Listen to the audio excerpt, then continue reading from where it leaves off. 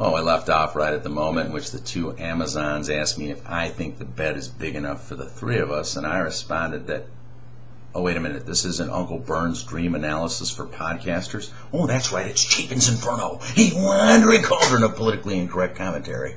Well, we were just reading Samantha Brick's memoir of an all-female utopia, an all-female work environment, and recall that she had hired a manager with an allergy to management. Despite being in charge, the manager was scared to be criticized by the other girls in the all-female environment. She was unable to keep to her defined role.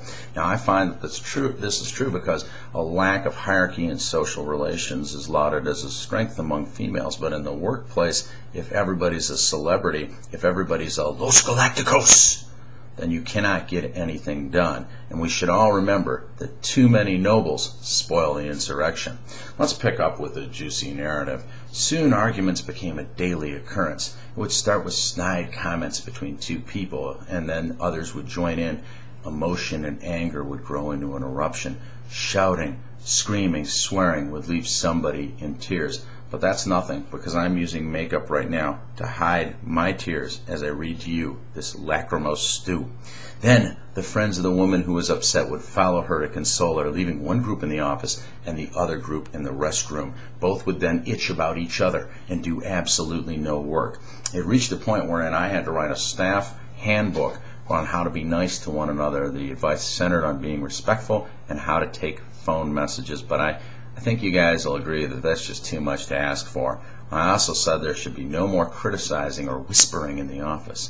But although people said that they loved the idea, it made no difference. Many of the women were aggressive or defensive or both. The most aggressive masked a host of insecurities with an outgoing nature. The worst type that I encountered was passive-aggressive. She doesn't seem mean, but she's the worst of the pack, ruthlessly bringing you down in such a sweet and unassuming manner that you don't realize what she's done until long thereafter. She conceals her venom in flowery phrases. One of my staff told the other, I don't mean to be an itch, but I can't bear to be in the same room and breathe the same air as you right now. The worst of all, though, was hormones. When one woman was having IVF, she unleashed her rage without warning and without apology. At that time of the month, which was all the time during the month in a staff of all females, any bad mood was swiftly transferred among each other via osmosis. Hormones came second as an excuse for absences, bad temper, and love life problems. When one woman split up with her boyfriend, I was told in no uncertain terms in an email that I had to be super sensitive and understanding to her that week. A true drama queen, she cried all week, which gave her enemies no end of satisfaction. Another girl juggling two relationships at once frequently primed everybody about what to say whenever one of her suitors called. Another woman had a voracious sexual appetite and in a female-only environment saw nothing wrong with screeching out the details to every one of her marathon sex sessions. I can still remember the names of my staff's exes and partners because it interfered with our work so much. The effect a lack of testosterone was having in our office was no more apparent than the time that I hired temporarily two male directors. She says camera operators are usually men because of the heavy equipment, but I think she's wrong. You know what? I was just in my women's studies course, and they told me that the reason that those camera operators were men was because of oppression and sexism. Word. The team suddenly became quieter, more hard-working and less itchy because they were too busy flirting with the men. Two girls openly went after one director, even though he had a live-in girlfriend, but his partner didn't stand a chance against her relentless flirting and was dumped once one of them won his affections. When we had meetings with men's staff would turn ferocious, each out to prove that they were the sexiest in the room.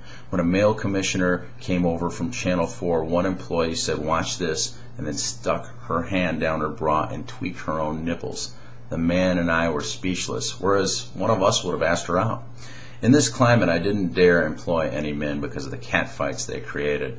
I hate how much it sounds like stereotyping, but I'm afraid it's true. I stand by my initial reason for excluding male employees, but I wouldn't probably, if I were to do it again, I would hire men. In fact, I would only hire men.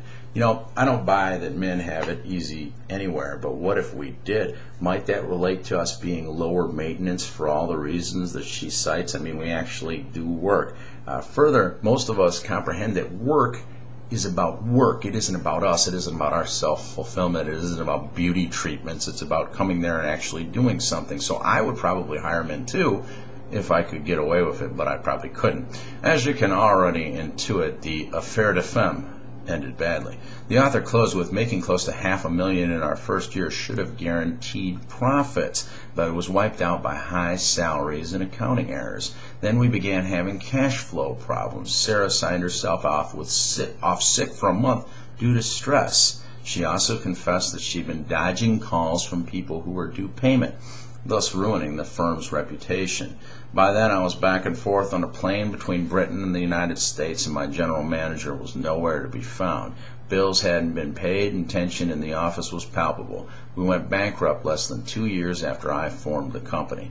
Though I will not absolve myself of guilt, I believe that the business was ruined by destructive jealousy and infighting brought on by an all-female staff. Their selfishness and insecurities led to my company's demise. When I needed the so-called sisterhood, it just wasn't there. Yeah, the sisterhood is just another lie brought to you by Hollywood, the mainstream media, and the Academy. But I believe that in future Infernos, we may have the need to address this further. I'll see you next time.